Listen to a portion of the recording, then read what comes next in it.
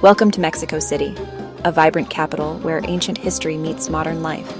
Let's count down the top 5 places you must visit on your trip. 5. Chapultepec Park. More than just a park, this is the vibrant, beating heart of Mexico City, a sprawling urban oasis often called the city's lungs. Covering over 1,700 acres, it's one of the largest city parks in the Western Hemisphere, a place where history, nature, and culture converge in a spectacular fashion. Its story begins long before the Spanish arrived. The name Chapultepec comes from the Nahuatl language, meaning "at the hill of the grasshopper." For the Aztecs, this was a sacred place, a retreat for rulers like Moctezuma, who revered its freshwater springs and ancient Montezuma cypress trees, some of which still stand today. It was a place of mythic importance, a vital source of water for the capital, Tenochtitlan, fed by an aqueduct whose remnants can still be found. Today, the park is divided into 3 main sections, with the first section, or Primera section, being the oldest and most visited. Here, the pace of life slows down. You can rent a paddle boat on one of its serene lakes, a classic Mexico City pastime. It's also home to the famous Chapultepec Zoo, renowned for its successful giant panda breeding program, a gift from China in the 1970s. But the true cultural treasures of the first section lie within its world-class museums.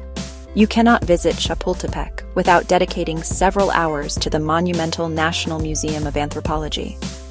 It is, without exaggeration, one of the greatest museums on the planet. Its collection houses the most significant legacy of Mesoamerican cultures. The ground floor is a journey through pre-Hispanic Mexico, with each room dedicated to a different civilization, from the Olmecs to the Maya. The undeniable centerpiece is the Aztec Hall, home to the magnificent and mysterious Sunstone, an ancient calendar of immense size and complexity. Towering above the park on its highest hill is the magnificent Chapultepec Castle. It holds the unique distinction of being the only true castle in North America to have housed sovereigns.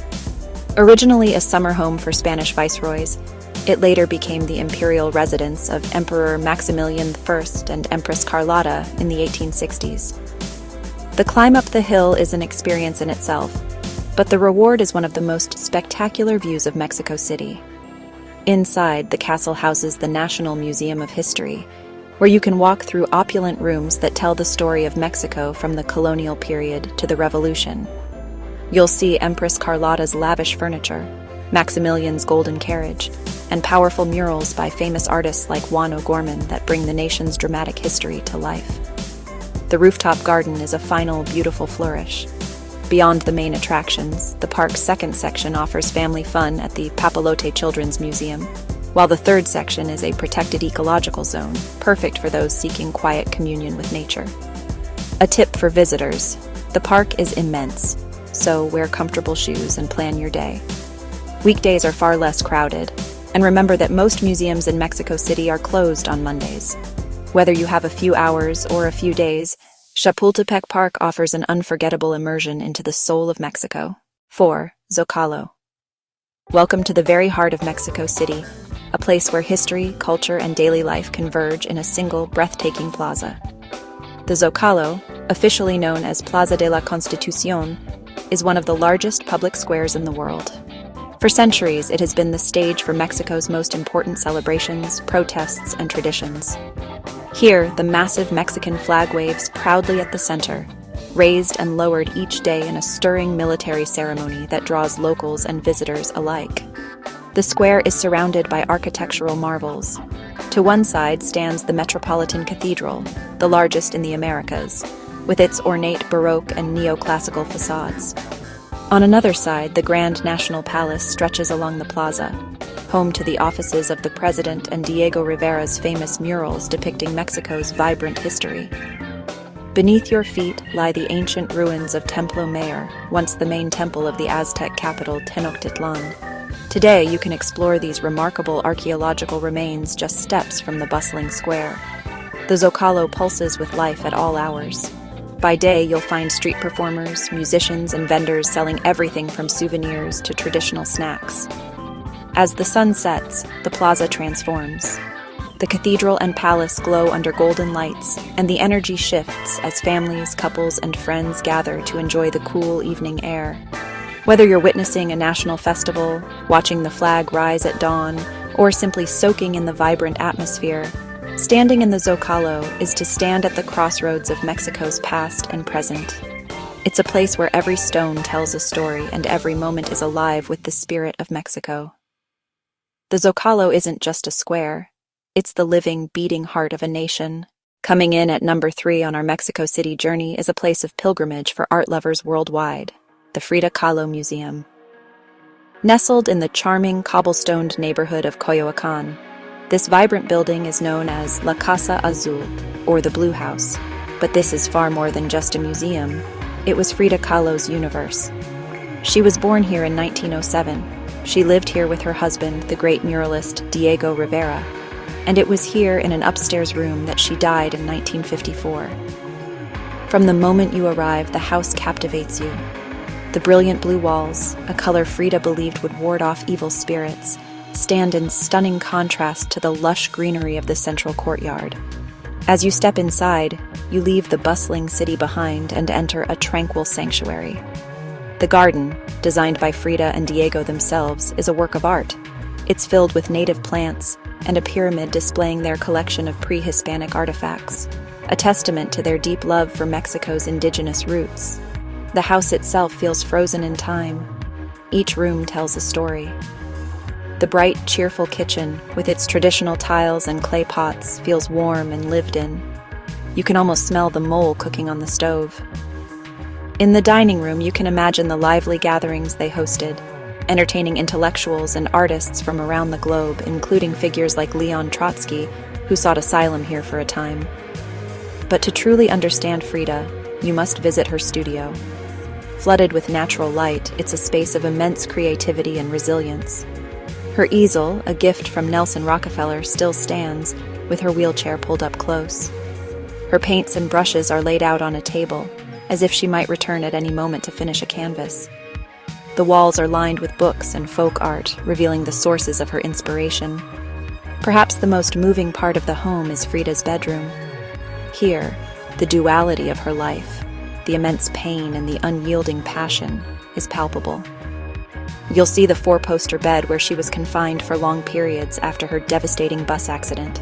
Look up, and you'll see the mirror her mother installed on the canopy, the very mirror that allowed Frida to become her own greatest subject, creating those powerful, unflinching self-portraits.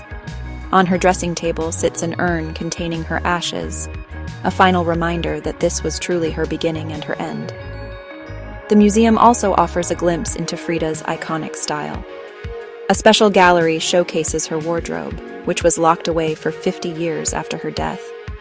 Here you can see her beautiful Tehuana dresses, which celebrated her heritage, but also cleverly concealed the orthopedic corset she was forced to wear. Even her prosthetic leg is a work of art. For Frida, art wasn't just something she created. It was something she lived, breathed, and wore every single day. A visit to Casa Azul is an intimate and unforgettable experience. But a word of advice: you must book your tickets online, often weeks or even months in advance, as they sell out completely. We also recommend paying the small extra fee for a photo permit. Try to visit on a weekday morning to avoid the largest crowds. The Frida Kahlo Museum isn't just a collection of artifacts. It's a deeply personal journey into the heart and soul of one of the 20th century's most important artists. 2. Teotihuacan Pyramids. Coming in at number 2, we journey just outside the bustling heart of Mexico City to a place where gods were said to be born, the ancient city of Teotihuacan. This UNESCO World Heritage Site is one of the most significant and mysterious archaeological zones in the world. Long before the Aztecs, who gave the city its name, an unknown civilization planned and built this sprawling metropolis, which at its zenith around 450 AD, was one of the largest cities on the planet.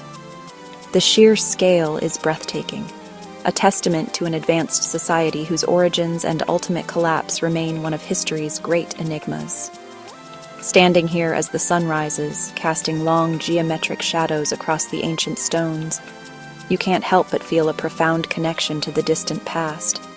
Your exploration begins on the main thoroughfare, the Calzada de los Muertos, or the Avenue of the Dead. This 2.5-mile-long road was misnamed by the Aztecs, who believed the grand platforms lining it were royal tombs. In reality, they were likely ceremonial plazas, or the foundations of elite residential compounds. Walking its length is a journey back in time. Dominating the landscape is the colossal Pyramid of the Sun. As the third largest pyramid in the world, its construction without the use of metal tools, pack animals, or the wheel is a mind-boggling feat of engineering and human will. While climbing to its summit is no longer permitted in order to preserve this ancient wonder, standing at its base and craning your neck towards the top is a humbling experience in itself. You can feel the energy of the place, a silent power that has captivated visitors for centuries. At the northern end of the avenue, the Pyramid of the Moon stands guard, offering a picture-perfect symmetrical view back down the city's central axis. This pyramid was built in honor of the great goddess of Teotihuacan and was a primary site for public rituals. But the city's wonders don't end there. Tucked away in the Citadel complex is the Temple of Quetzalcoatl, the feathered serpent.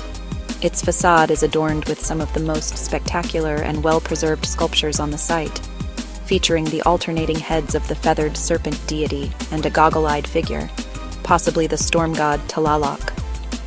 Archaeological discoveries here have also revealed a darker side to Teotihuacano culture, with evidence of mass ritual sacrifices, adding another layer of complexity to our understanding of this lost civilization. To truly grasp the city's layout and sheer immensity, nothing compares to seeing it from above.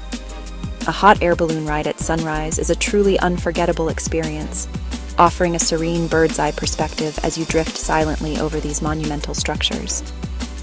Back on the ground, a visit to Teotihuacan is an all-day affair.